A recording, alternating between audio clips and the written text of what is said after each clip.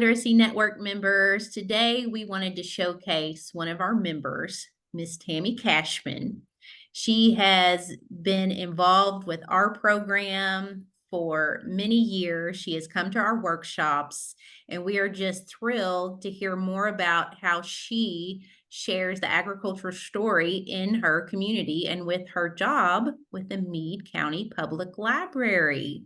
She is able to reach so many students by going into the classrooms under kind of the Meade County Library's educational programs and outreach. I think she goes into nursing homes too. But Tammy, why don't you tell us a little bit about your role with Meade County Public Library and also your role with Kentucky Farm Bureau?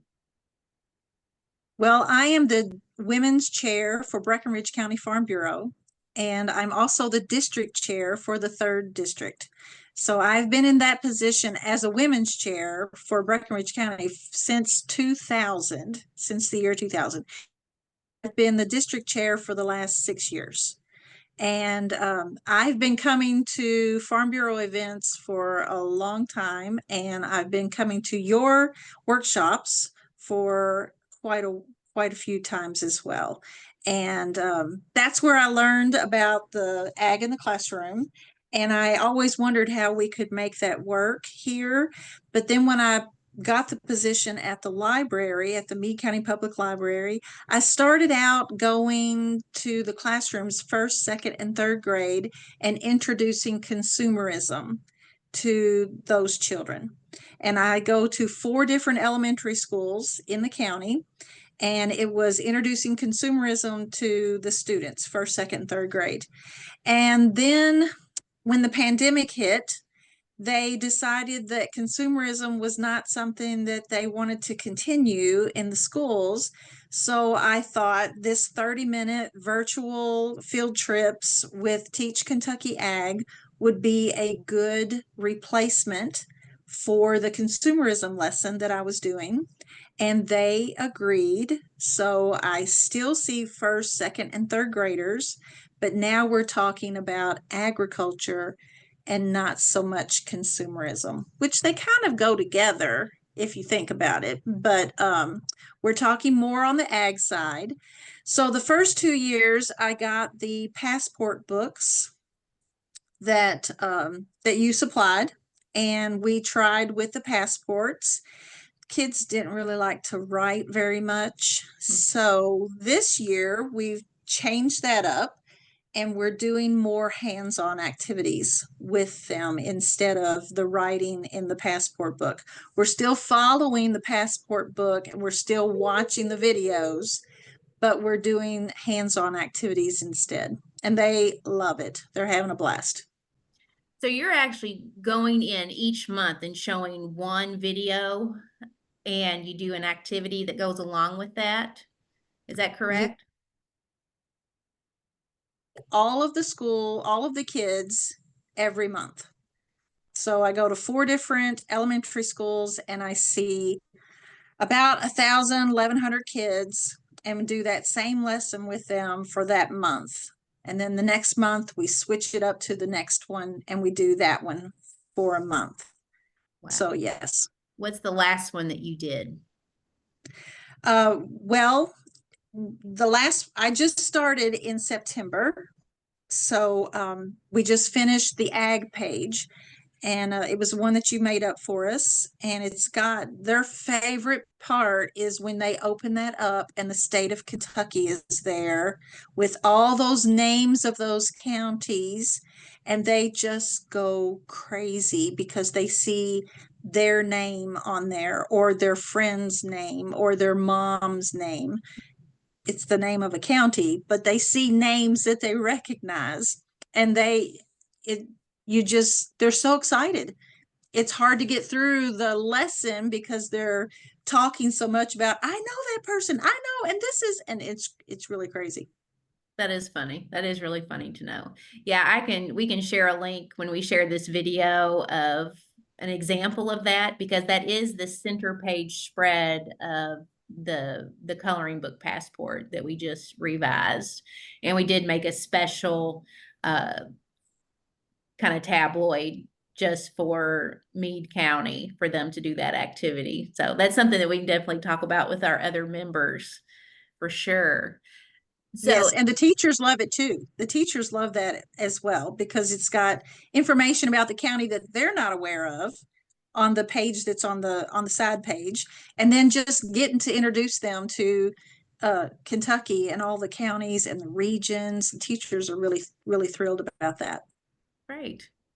So in the past, when you've done this in past years, has there been a favorite field trip that you've done in an activity, or maybe more than one? Well, the kids have enjoyed the soybean activity with the soybean necklace, the living necklace. And this year, they're really enjoying making that marshmallow cow with the beef cows. And Oh, they're that's also awesome. enjoying the peanuts, the cornstarch peanuts. So we'll do the cornstarch. I have one school that I have already gone through all of the lessons with one class. Because of the way they're set up, I only see that class for 8 weeks. And then they switch it to a different class for 8 weeks. So I actually started that school in August, and I've already seen one class, one first grade, one second grade, and one third grade, all the way through 8 lessons. And their favorite by far so far, and I'll put them in order, was the marshmallow cow, the packing peanuts, cornstarch, and then the living seed necklace. So what are you doing with the packing peanuts? Because I know you that was something you decided on your own as a companion activity. We talked about corn and different types of corn. I read through I always read through the what is on the virtual field trip, and I take notes and kind of hit the highlights of what I think first, second, and third grade is going to retain. And then just kind of go through that, tell them there's 3 different types of corn, talk to them about what they are, what each one of those types of corn give to us, what how they're used, and then talk about cornstarch, just kind of in passing, how it's used to be a thickener in gravies and things like that. And then when then we watch and we talk a little bit about what went on in the video, and then I hand them those cornstarch peanuts and explain to them that if they just put a little bit of water on there, they'll stick together, and their eyes just light up, and they start saying, "Oh my gosh, that's so cool!" And they love it. They come up with some really cool things. I think I asked you, so in the past there was something called a magic noodle where they were the colored ones. So did you find some of those or you got the white I one? do have I have the colored ones. Okay, awesome. Yeah, that's and you bought them on Amazon or Actually, the ones I got were from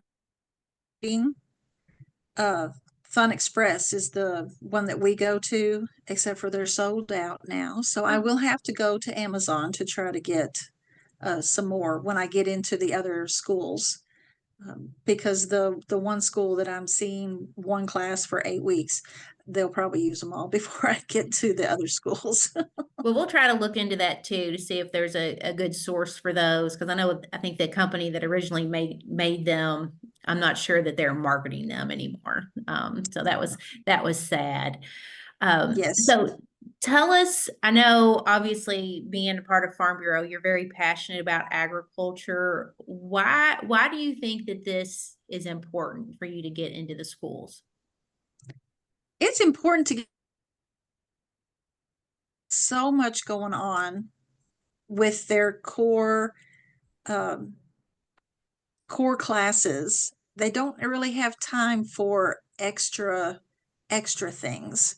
And so for them to allow me 30 minutes to come in there and just talk about something that's very important in their lives. I mean, agriculture, without it, we wouldn't have anything to eat, anything to wear, any place to live. And we talk about that on the very first day that I'm in there, how important agriculture is.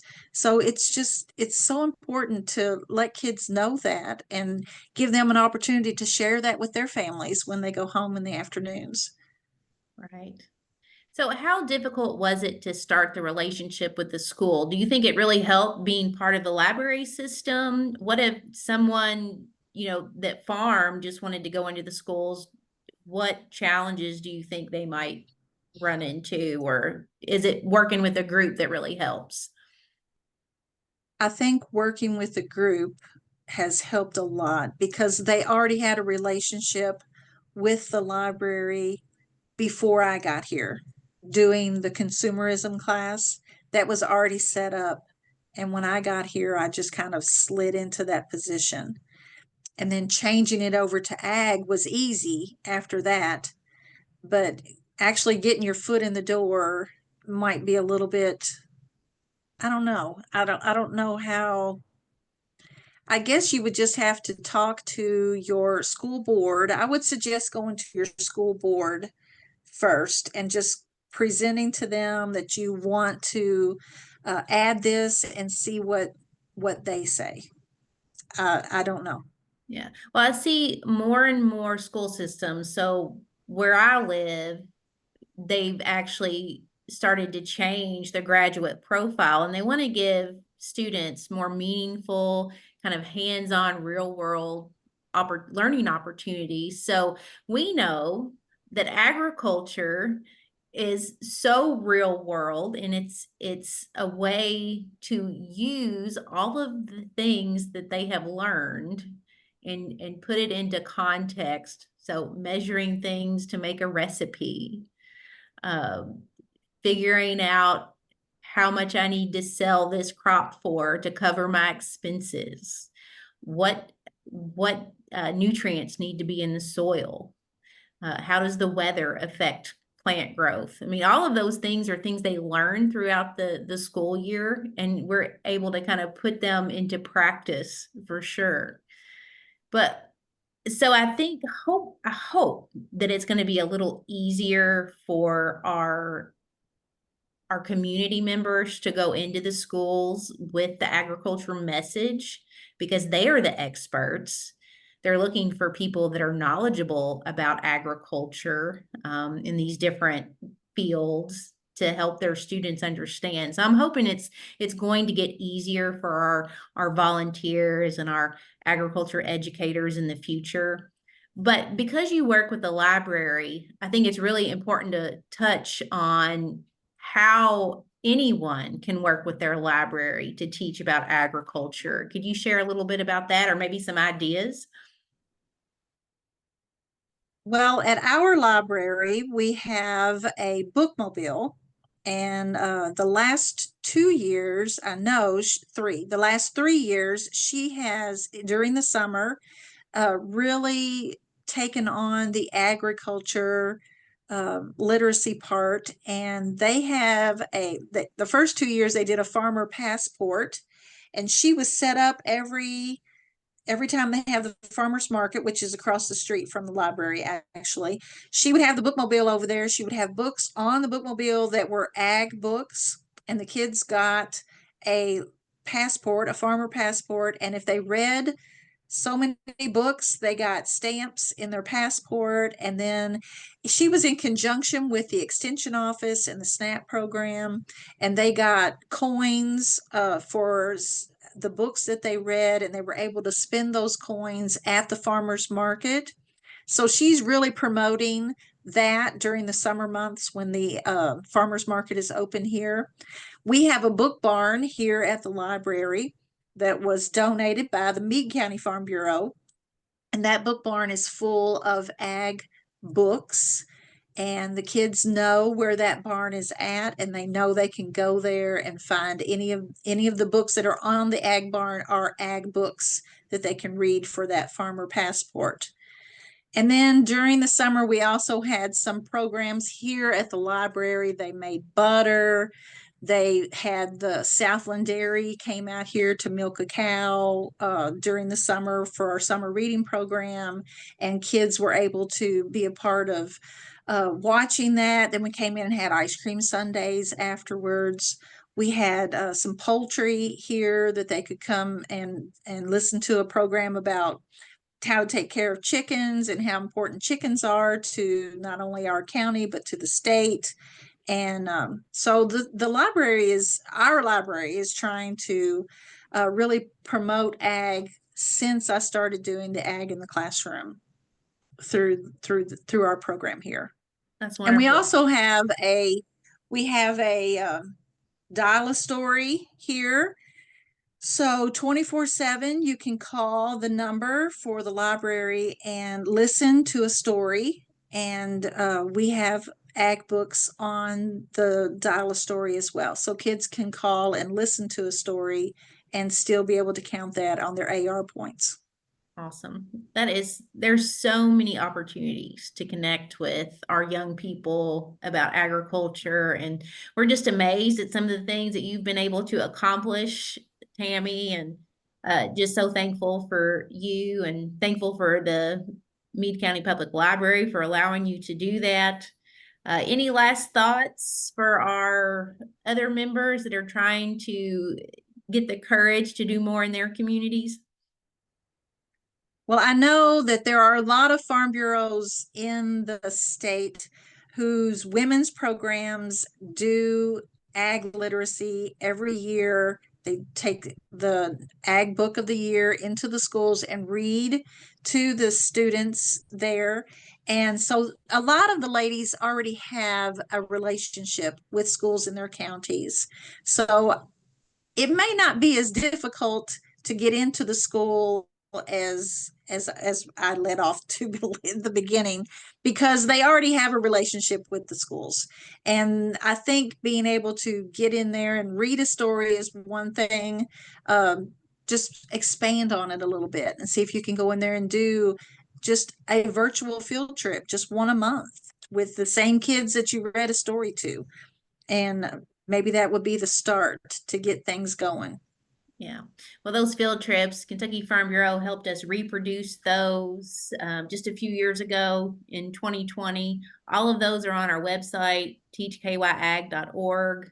If anyone hasn't seen those yet, but they're videos, they're less than 5 minutes. They touch on each of the major crops and livestock in Kentucky, and they're just an easy way to showcase Kentucky agriculture in the classroom. So, Miss Tammy, thank you again so much for joining us to help us encourage other educators to share what you're using, what you're doing in the classrooms. And we just thank you again so much for your service to agriculture. Well, thank you for everything you've done to help make this program a success. I appreciate that. Just talking to you and getting more ideas and all the stuff that I've been able to get from you to give to the kids. It's been great. So thank you. Thank you very much.